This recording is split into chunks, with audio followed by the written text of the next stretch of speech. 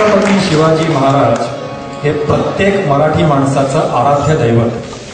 शिवाजी महाराजांच्या जय जयकाराने ज्याचा ऊर भरून येत नाही तो मराठी माणूसच नाही. पण याच शिवाजीला आणि त्या संपूर्ण कालखंडाला जिवंत करण्याचे श्रेय जाते भालजी पेंढारकर या चित्रतपस्वीला. स्वातंत्र्यवीर सावरकरांबरोबर स्वातंत्र्य लढ्यात भाग घेतलेल्या भालजींनी देव, देश आणि धर्म ही त्रिसूत्री नुसती चित्रपटात नाही आणली तर आयुष्यभर त्याच निष्ठेने जपली देखील.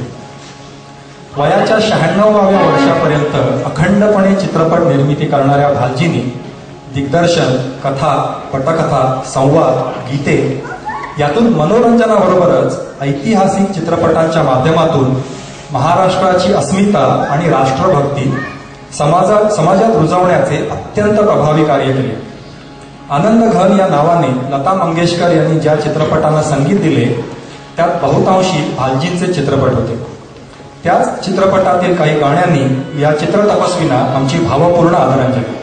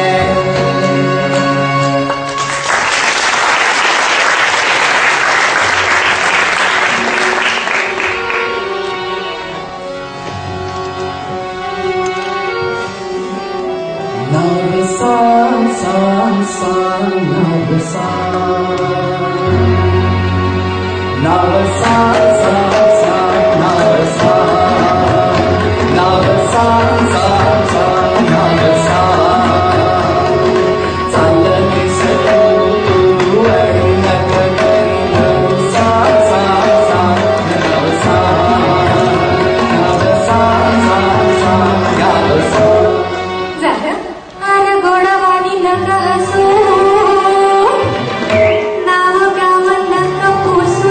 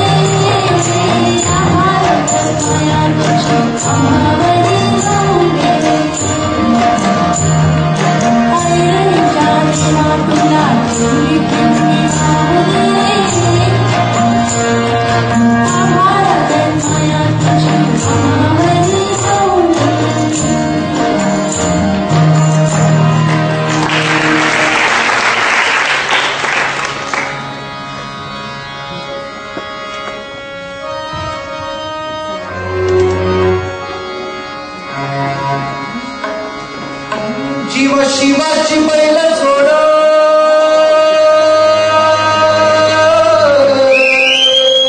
गावी पैदला आपली गुड जीवा शिवाची बैल जोड गावी पैदला आपली गुड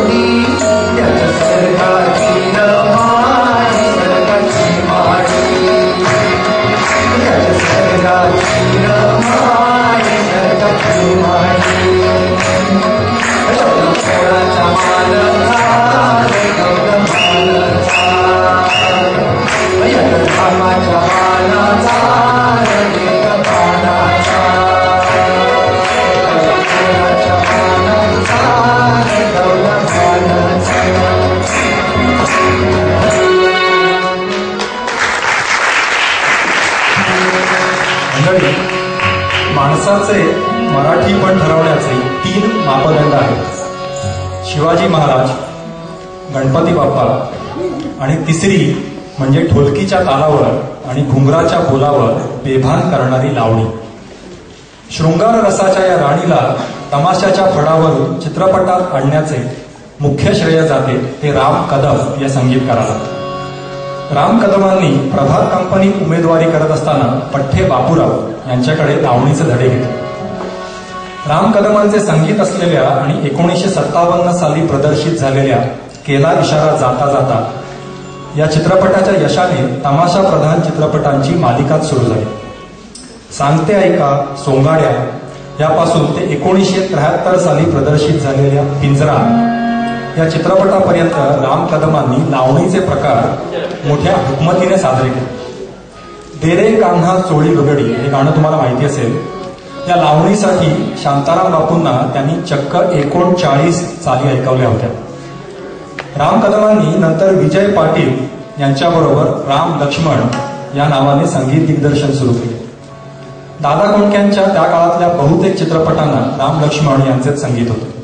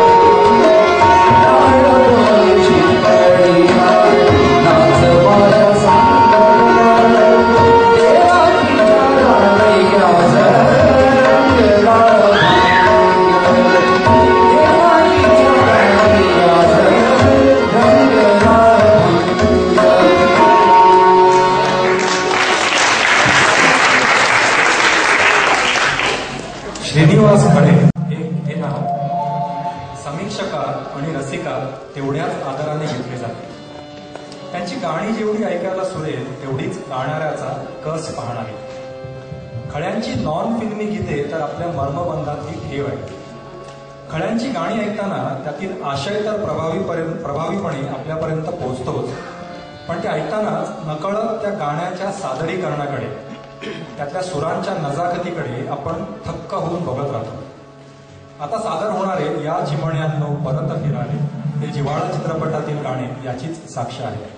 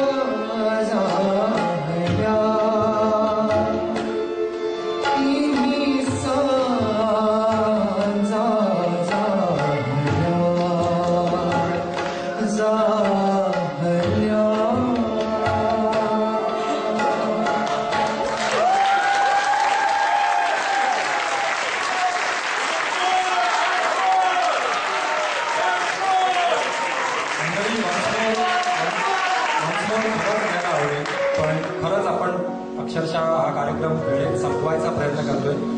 कार्यक्रमाच्या शेवटी जर वेळ उरला तर आपण नक्की वंश घेऊ. मंडळी, या पुढची आपण गाणी ऐकणार आहोत त्याचे संगीतकार आहेत पंडित हृदयनाथ मंगेशकर.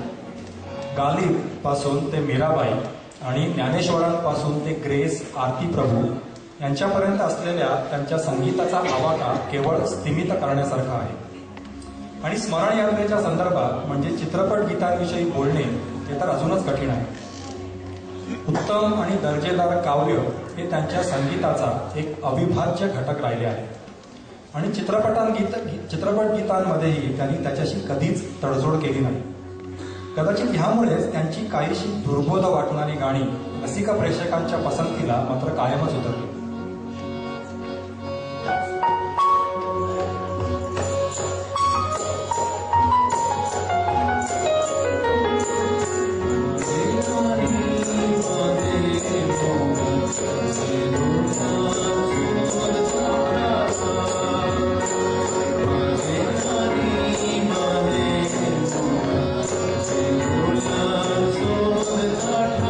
फुला फुला खुशीत आहे गो, फुला फुला खुशीत आहे गो, तुझे माझे प्रीती जोडाला. माझे राजा माझे मोरा जिनाचा क्षमा, फुला फुला खुशीत आहे गो, फुला फुला खुशीत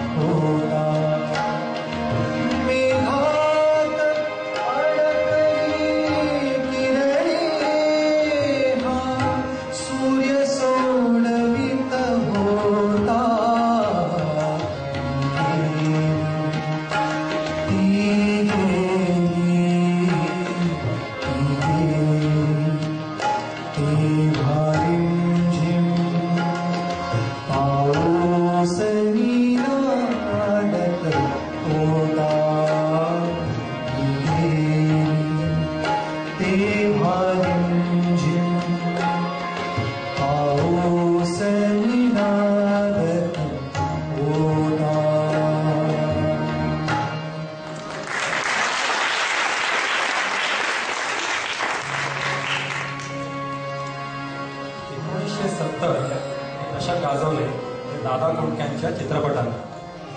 परंतु या गावरान विनोदी चित्रपटांच्या मांदियाळीत एका नवख्या दिग्दर्शकांनी मात्र वेगळी वाट चोखाळली.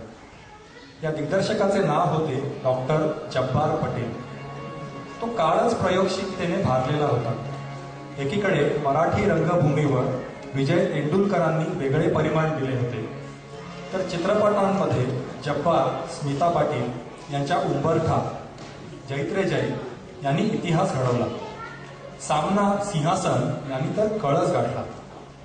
त्यांच्या 1975 साली प्रदर्शित झालेल्या सामना या चित्रपटात डॉक्टर मोहन आगाशे, डॉक्टर श्रीराम लागू आणि निळू फुले या मातब्बर नटांच्या अभिनयाची जशी जुगलबंदी होती, तशीच भास्कर चंदावरकर यांनी संगीत दिलेली गाणीही बावनकशी होती. कुणाच्या खांद्यावर कुणाचे ओझे, कुणाचे ओझे.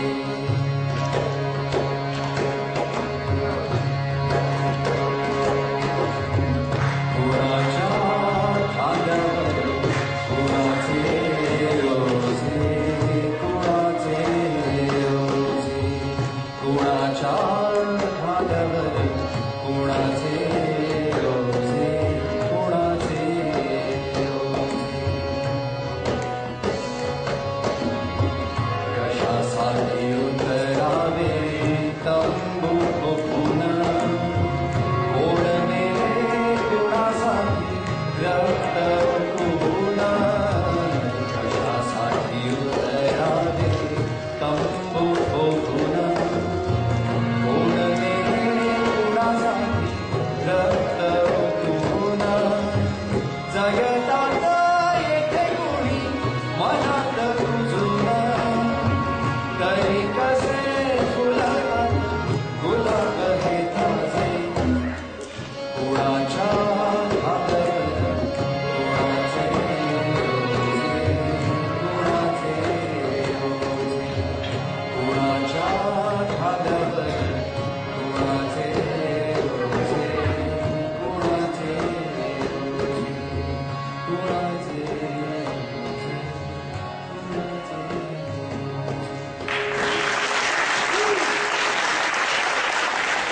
मराठी चित्रपटसृष्टीच्या सुवर्ण काळाचा शेवटचा शिलेदार म्हणजे दिग्दर्शक राजदत्त.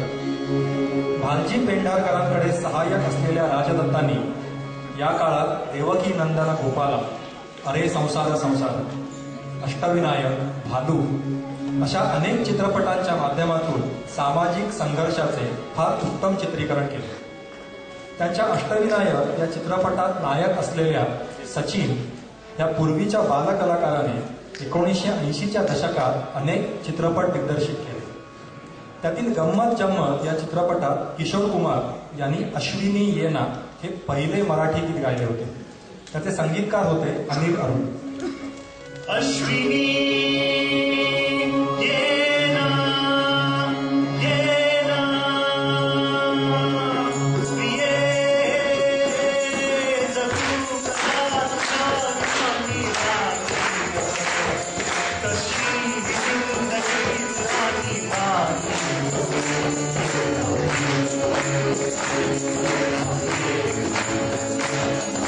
प्रेम दीवाना नशीला, प्यार जरा सा नशीला. इतर प्रेम दीवाना नशीला, ते प्यार जरा सा नशीला. ये जगू कसा चांदी राती राती, कशी जिंदगी राती राती.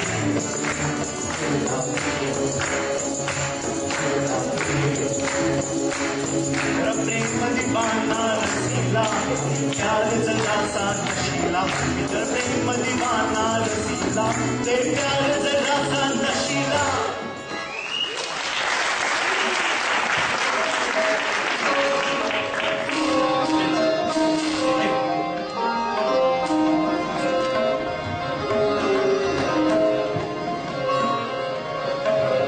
तुला वंदितो तुम्हारा, वंदितो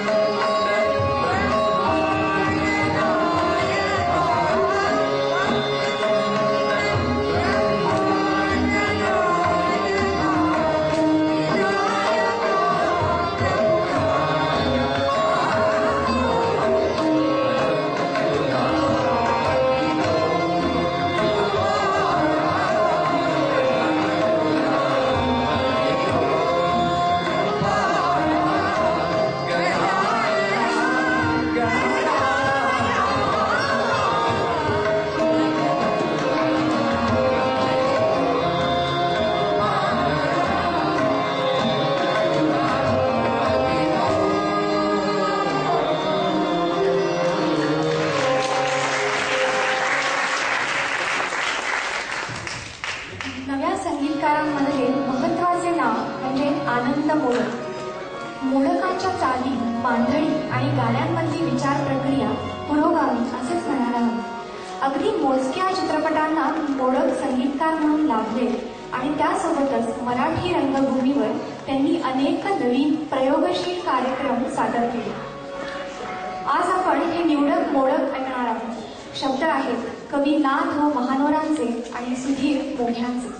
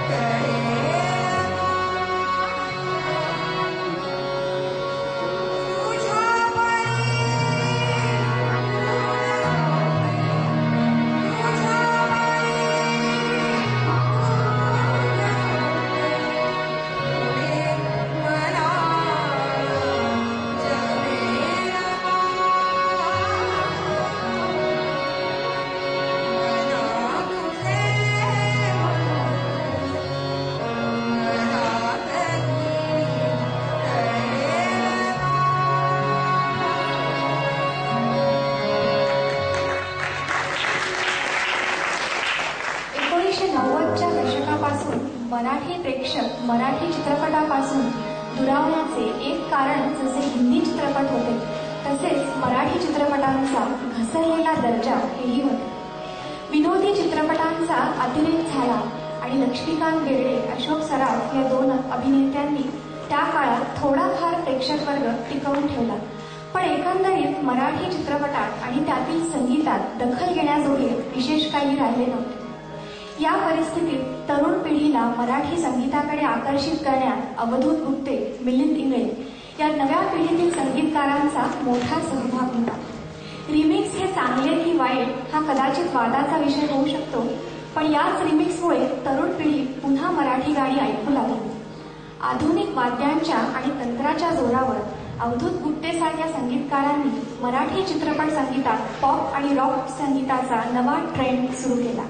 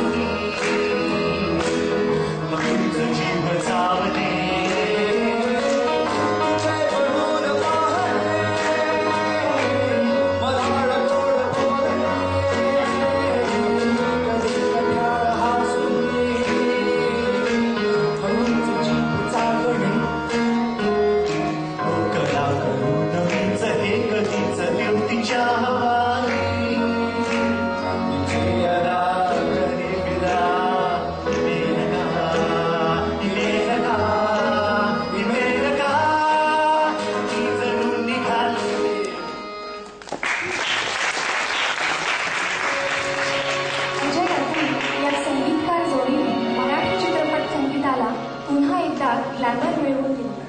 त्यांच्या कॉन्सर्ट्स तर गाजल्याच, पण त्यांच्यामुळेच पुन्हा एकदा मराठी गाणी मोबाईल फोन्सच्या कॉलर ट्यून्सवर आणि FM रेडिओवर ऐकू येतात. लोकसंगीताच्या आपल्या वारशाला साधेसे संगीत त्यांनी दिलेच, पण विविध प्रकारची वाद्यरचना, जुनी तालवाद्ये यांचा वापर करून त्याचे काळानुरूप योग्य असे पॅकेज केले. या संगीतकार द्वयीला हा आमचा छोटासा मुसा. मायेच्या हळव्या स्पर्शाने खुलते, नात्यांच्या बंधात धुंद मोहरते, घाण वाऱ्याचे रोज पावसाचे कामते बेभान कसे गजमरते,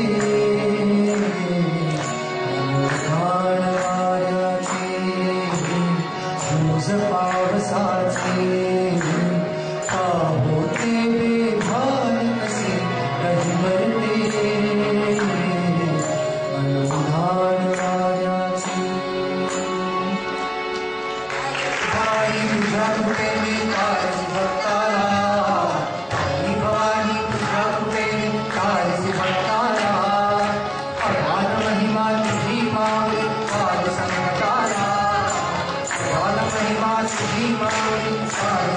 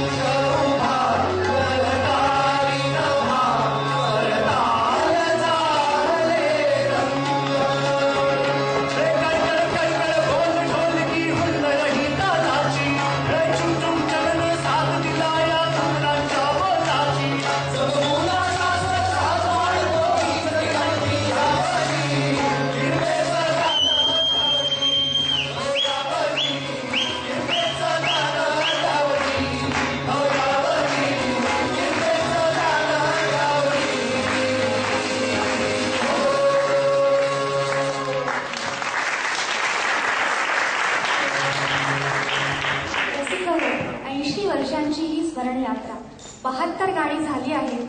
जितकी गाणी समाविष्ट केली त्याहून कित्येक जास्त सुंदर गाणी राखून गेली याची आम्हाला नम्र जाणीव आहे. संगीत हे प्रवाही असतं. त्यात काळानुरूप कसकसे बदल होत गेले ते आपण आज पाहिले. या अनेक प्रतिभाशाली गुणी कलावंतांचे आपण सर्वच ऋणी आहोत. या गाण्यांना राकट देशा कणखर देशा दगडांच्याही देशाचा दरवळ आहे.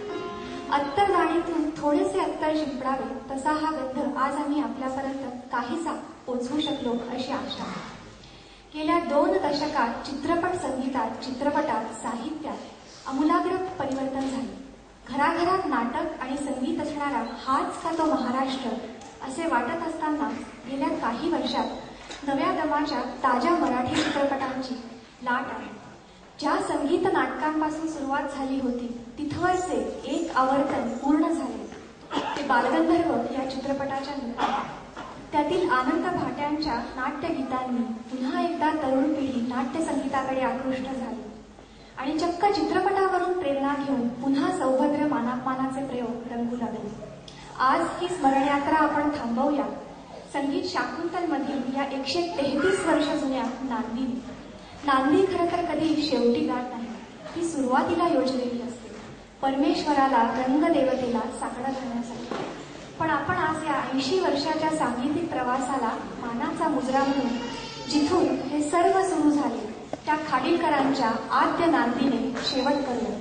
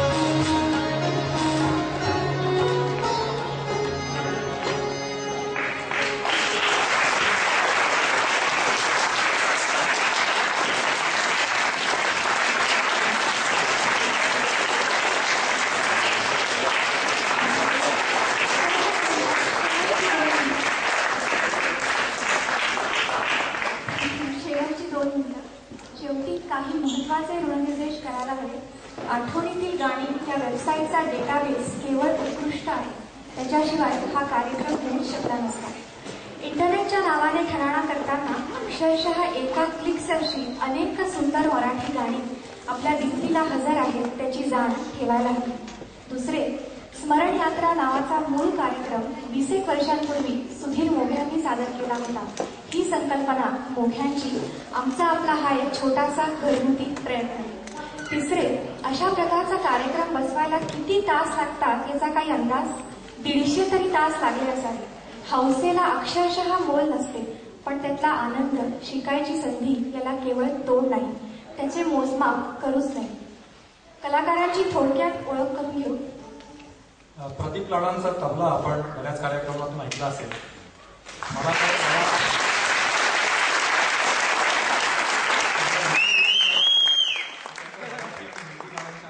त्यांना असंख्य गाणी नुसती माहिती नाही तर त्याचे संगीतकार, संगीत नियोजन याचा सखोल अभ्यास आहे. त्यांना त्यांचा अभ्यास आणि तालमीच्या वेळेची त्यांची शिस्त याशिवाय हा कार्यक्रमच बसला नसता. त्यामुळे प्रदीपचे मनापासून आभार. काय सांगणार, सूर आणि लईवर या माणसाची एवढी हुकूमत आहे हे त्यांची आजची गाणी ऐकून आपल्याला जाणवले असेलच. ज्या सहजतेने त्यांनी दयाघनासारखे गाणी सादर केले ते भल्या भल्यांना जमत नाही. तालमींच्या वेळेला जयराम ज्या पद्धतीने बहुतेक गाण्यांच्या जागा अचूक वाजवून दाखवायचे किंवा एखादा ताल बदलून किंवा गायकांचा सिक्वेन्स बदलून पूर्ण गाण्याचा इफेक्ट एवढा बदलून टाकायचे ते बघून आम्ही अक्षरशः थक्क व्हायचो. ज्या आपुलकीने त्यांनी त्यांच्या इतक्या बिझी शेड्यूलमधून वेळ काढून या प्रोग्रामसाठी वेळ दिला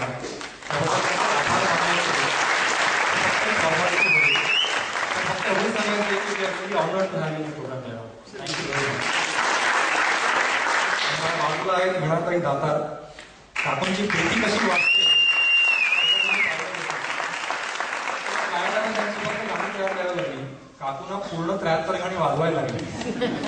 त्याचं एक सिग्नेचर वाक्य म्हणजे छान नाही झालं अजून थोडं छान होते. त्याच्यामुळे जी काय प्रगती झाली ती त्याच्यामुळेच झाली. दातार काकू, जयराम आणि प्रदीप लाडे यांच्याशिवाय कार्यक्रमच होऊ शकला नसता. त्याच्यामुळे त्यांच्यासाठी खरंच एक जोरदार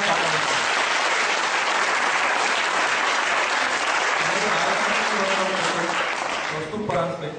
त्याचं मला एक हे गाणं माझं अजिबात बसलं नाही हे जरा सांभाळून घ्या. पण हाच कौस्तुभ ज्या सहजतेने इतक्या अवघड जागा विलया घेतो ते ऐकल्यावर या अतिशय तयारीच्या आणि टॅलेंटेड गायकाच्या मध्ये किती नम्रपणा आहे याची खूप सुखद जाणीव होते. प्रसाद पाटील, प्रसादच्या व्यक्तिमत्वामध्ये आणि स्वभावात जी पॅशन आहे ती त्याच्या गाण्यात सुद्धा लख्ख दिसते. काल त्याचा आवाज एवढा वाईट बसला होता की आम्हाला वाटलं की हा गाऊ शकणार नाही. त्याच्यामुळे कंटिंजन्सी प्लॅन सुरू झालेला. त्याच प्रसादने केवळ जिद्दीच्या जोरावर आपला आवाज नाही परत आणला तर त्याच तयारीने आणि त्याच तयारीने तो गायला होता. प्रसाद पाटील. संगीता कार्यक्रम मंडळी ऐकायला सोपी वाटणारी गाणी गायला तितकी सोपी नसतात हे आपल्याला माहिती असेल. पण संगीताने गायलेली ही गाणी ऐकताना ती खूप छान वाटतात. तिच्या नृत्यात तुम्हाला माहिती असेल किंवा नसेल संगीता खूप छान नाचते पण तिच्या नृत्यात जो सहजपणा आहे तोच तिच्या गाण्यातही आहे.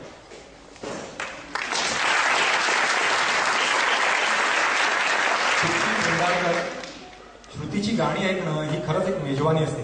इतक्या वर्षांच्या तालमीने आणि रियाजाने तयार झालेल्या गळ्यातून अशा खणखणीत ताना आणि हरकती ऐकताना आपल्याही नकळत क्या बात आहे अशी एक दाद निघून जाते. श्रुतीची गाणी यापुढेही आपल्याला ऐकायला मिळत अशीच आशा आहे. श्रुती करिश्मा पाताळे आणि उर्वी भाटवडेकर. करिश्माची गाणी आपण ऐकली आहे, तिचा नाचही बघितलाय. आता तिच्या जोडीला उर्वी आहे, आता नाही ऐकली पण कार्यक्रमात होती. त्यांनी गाणी तर खूप छान म्हटली पण ज्या कमिटमेंटने त्या दोघी तालमीला येत होत्या ते सुद्धा खूप कौतुकास्पद आहे. आणि मग आपले मंडळाचे newly found talent Vishwanath Desai. तालमीमध्ये मात्र मस्त खुलला. हे त्यांनी गायलेल्या त्या दमदार गाण्यातून आपल्याला जाणवलं असेल. राहुल खेळवे तर निवेदनात मी काय दिवे लावले तुम्ही आपण सगळ्यांनी फक्त एवढं सांगावं असं वाटतं की या गाण्यांची माहिती गोळा करताना एक रसिक म्हणून मी थोडासा जास्त संवेदनाशील झालो. शांता शेळक्यांचे खूप छान शब्द आहेत. सुर येती विरुन जाती कंपने वाऱ्यावरी हृदयावरी. ही कंपनी माझ्या हृदयावरच नाही तर मनातही खूप छान बोलली. नंतर आहे मुग्धा करंजेकर रत्नपारखी. मुग्धाचा आवाज तर गोड आहे पण त्याबरोबर तिची संगीताची जाणकारी ही तेवढीच प्रगल्भ आहे. त्या कार्यक्रमाची मूळ संकल्पना संगीत मुग्धाची आणि नुसती संकल्पनाच नाही तर त्यातली बहुतेक गाणी मुग्धानेच निवडली. हे सर्व किती वेळखाऊ आणि जिकिरीचं आहे याची आपण फक्त कल्पना करू शकतो. तिने नुसती गाणीच निवडली नाही तर पहिल्यापासून शेवटपर्यंत पूर्ण टीमचा उत्साह आणि कमिटमेंट कायम ठेवली. खऱ्या अर्थाने मुग्धाच्या कार्यक्रमाची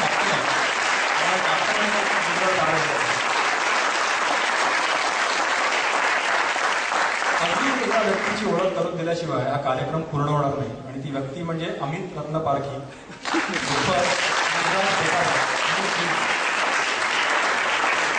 आपल्याला ती उंट आणि तंबूची गोष्ट माहिती असेल ना की एक उंट निवाऱ्यासाठी थोडासा तंबूत येतो आणि पूर्ण तंबू काबीज करतो.